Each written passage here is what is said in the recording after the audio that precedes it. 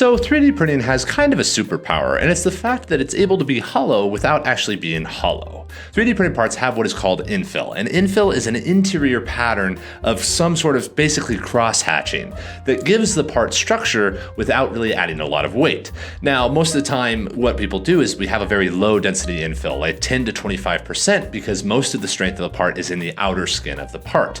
And if we want to go super strong, well, you just make it solid and you fill it in with solid material, because printing can do that without having to worry about shrinkage like traditional manufacturing processes.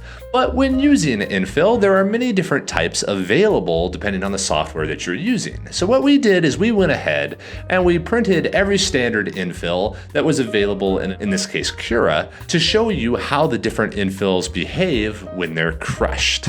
Now, some prefacing to this video before we get into showing you the actual parts being crushed. Each one of these parts were printed with a 25% infill density with a particular infill pattern. They were printed with PLA. And no, we do not have force metrics on top of this, because this video is entirely about how the part breaks, so that you can look at a part and decide which infill is best for your particular application. Because the design of the part makes a huge difference in how strong the part is. So how strong one of these bricks is really irrelevant. But how it breaks at that failure point when it finally goes, that is what is important and really interesting to know. Coming right up here on the first one, we have the standard grid. A grid is a cross-hatching pattern where each one of the lines intersects on the same plane. The crushing seems pretty stable, even though it's starting at a weird spot at the bottom of the grid.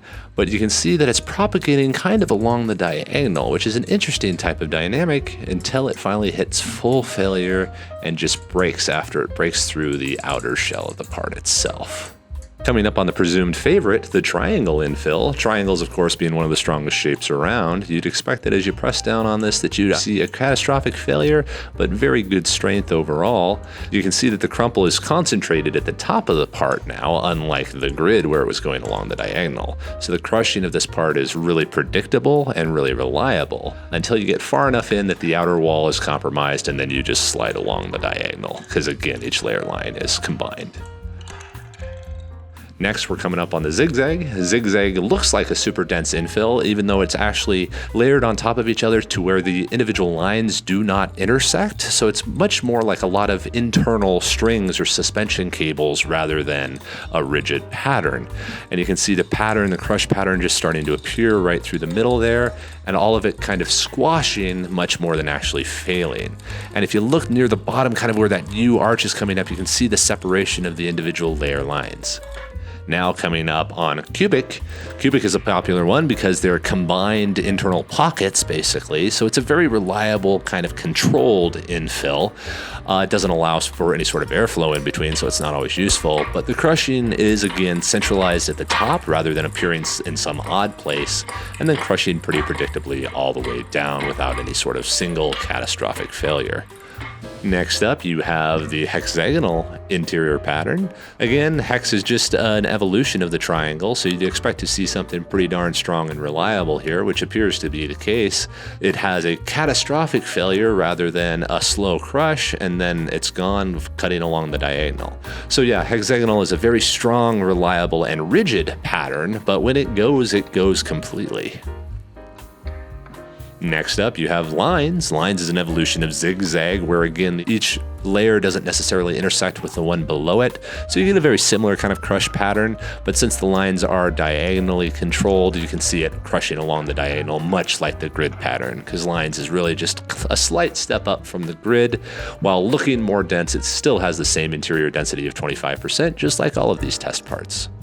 Next up, Cross 3D, an odd one, not commonly used, not commonly preferred. Since the individual layers don't really intersect with themselves and combine with the walls, it's really a way of optimizing a pathway so that there's no retraction points.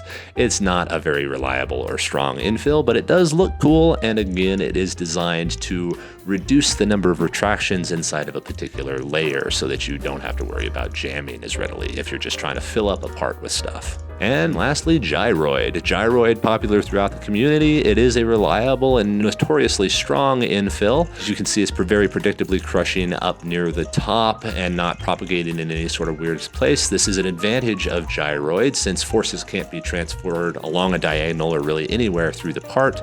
Only the area that is currently experiencing the most force will be crushed. So you get basically this sort of puncture sort of failure because the entire part is rigid. So it's really actually quite fascinating how parts break. The different infills have such different dynamics from each other that you can create parts with very defined sort of break features. You can make them crush or you can make them snap, and you can kind of define where they break, or the design of your part might actually define where they break if they're under a high stress situation.